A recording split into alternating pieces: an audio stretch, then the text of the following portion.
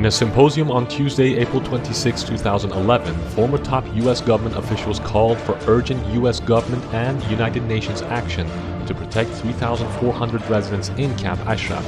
Among the speakers at the symposium were Andrew Card, White House Chief of Staff 2001 to 2006, Howard Dean, former DNC Chairman, Mayor Rudy Giuliani, Tom Ridge, Homeland Security Secretary 2003 to 2005, Philip Zelikow, Senior Counselor to the State Department 2005 to 2007, Michael Sheehan, State Department Coordinator for Counterterrorism 1998 to 2000, and Colonel Gary Morsh, Medical Doctor, U.S. Army Reserves and President of Heart to Heart International. Ambassador Rees, chairing the symposium, noted that the bipartisan panel agreed that the Iraqi regime has betrayed its promises to the U.S. military and can't be trusted. We agree that the U.S. government is betraying its solemn promise to the residents of Camp Ashraf, betraying our own national security interests to promote regime change in Iran, and our own values of democracy, freedom, and human rights.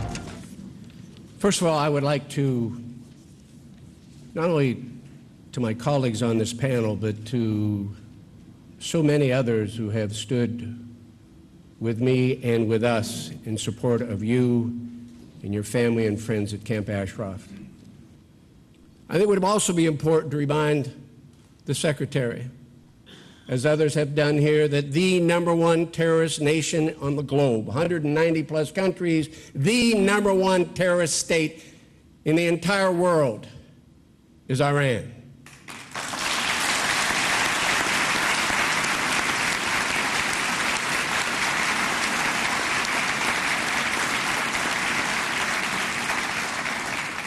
And others have mentioned Hamas, Hezbollah, the Palestinian Islamic Jihad. Make no mistake about it, as others have mentioned, Iran is directly responsible and continues to be directly responsible for the death of servicemen and women of the United States of America in Iraq and Afghanistan. And even today, they are subjected to the arms, munitions, and the training provided by the Iranian government. So much for goodwill. I'd have to remind the Secretary what happened in 2009, shortly after the Status of Forces Agreement was changed, and these men and women entrusting us, surrendering their arms to defend themselves to us, were reassured, and we were reassured by the Iraqi government that they would be secure, they would be protected, and shortly thereafter was the first incursion, several dozen deaths, several hundred wounded. Our credibility is at issue, ladies and gentlemen. Not only our credibility in Camp Ashraf, but it seems to me our credibility is at issue around the world when we make a promise and don't keep it. I'd want my Secretary of State under any administration to consider that very important fact. And then in the post-2009 world, we see that European Parliament members, members of Congress, human rights organizations, lawyers, others are able to visit the camp. Suddenly, all those visits are cut off, and not only are those visits cut off, but after the latest incursion, we can't even get medical personnel in to see them, Madam Secretary. In 2010, the EU and the UK pulled together very distinguished panelists, review all the evidence, all the testimony, everything they can find, and conclude as a matter of fact and as a matter of law, this is a group that should not be considered a foreign terrorist organization. They are a legitimate political opposition group committed to Democrat reform. Off the list.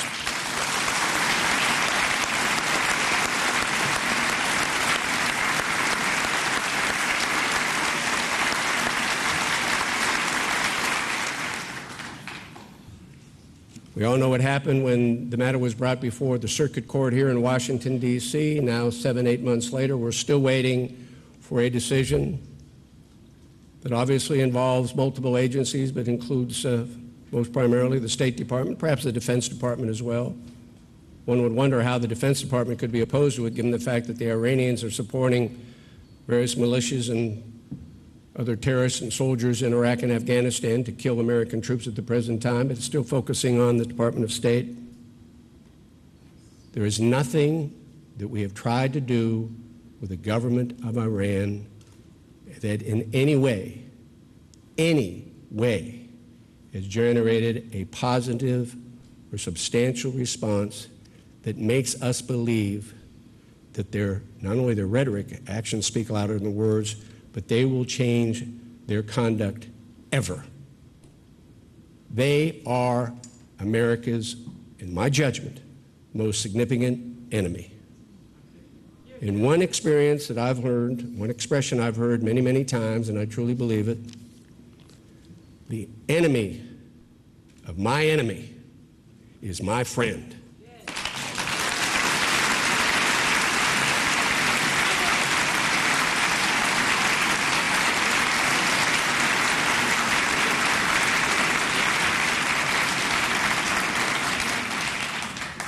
So I would conclude respectfully asking a respected public servant, and Secretary Clinton certainly is.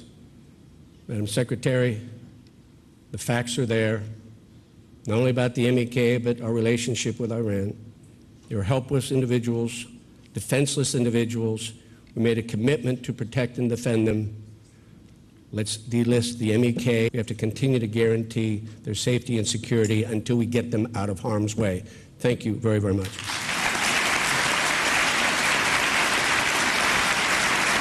I spent a lot of time in Iraq in 2005 and 2006.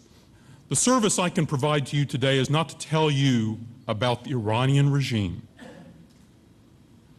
What I can do is ask myself, if I were working today for Secretary Hillary Clinton in my old job, and she asked me to look at this problem, what today, in April 2011, would I recommend that she do about it to fix it? Here's what I would tell her.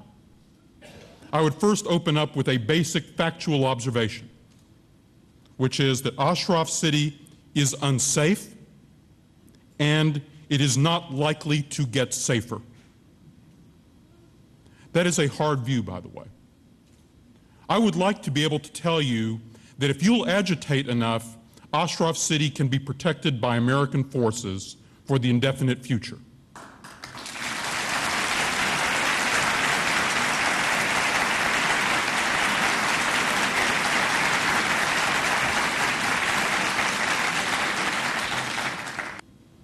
So what then would I recommend to the Secretary, were I in my old job today? I would say, here is a 4-part proposal of what you could do. And these 4 parts have to be done in parallel as part of a comprehensive plan. Part 1, delist the MEK as an FTO.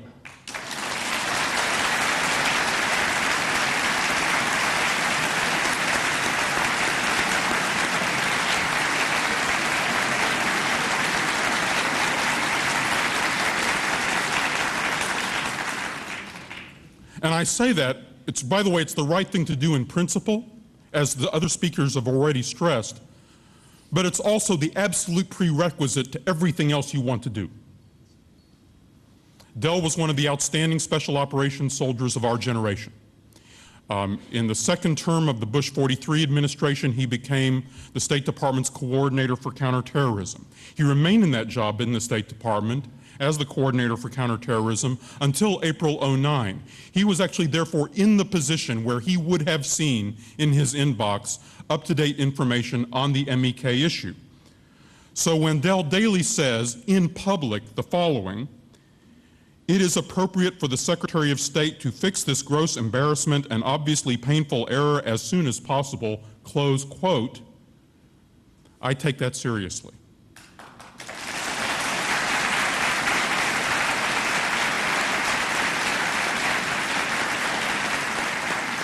All right, back to the proposal. Part 1, delist the MEK. Part 2, the United Nations should propose, with representatives of the United States of America and the European Union on either side, that the residents of Ashraf City will be resettled. And they will be resettled to countries that are ready to welcome them, and one of those countries will include the United States of America.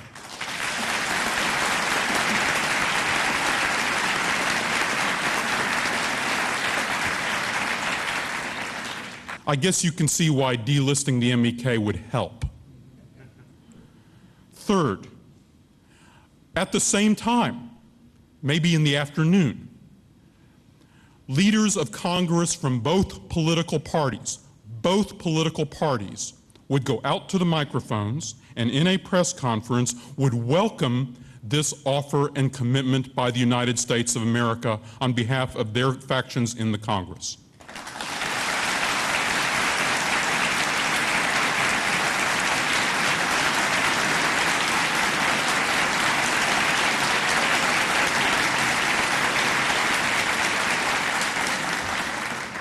So that's part three, is Congress moves at the same time rather than waiting to take the temperature.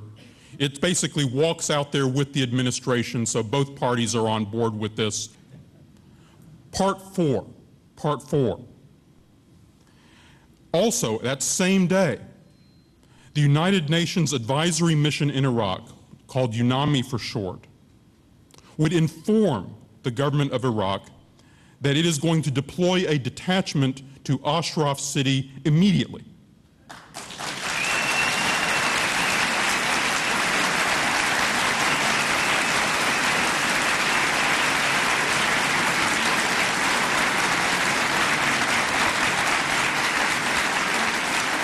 And of course, the corollary for that, as anyone who knows Iraq knows, is UNAMI cannot travel without an American Army escort.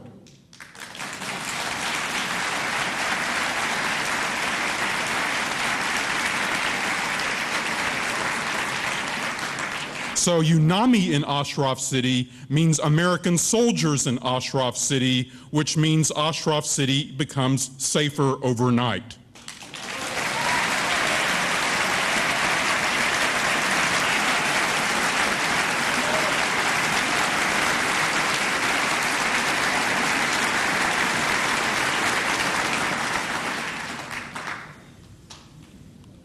This is not a kind of proposal that will happen by itself because people express concern about a problem, even if they are concerned about a problem. It requires choreography and leadership and active planning. But I'll just tell you, I think this is a doable proposal. I think this is a realistic proposal. Now let me tell you, and this is what I would say to the Secretary, here's what this proposal gets you right away. It accomplishes three objectives. Now, there are some in the Iraqi government who will not be satisfied with that solution. The Iranians will not like that solution. They have other plans in mind, as you can imagine. And the most important objective that's accomplished is it gives courageous, deserving people the promise of a safer future. And that's what I think we should all try to do.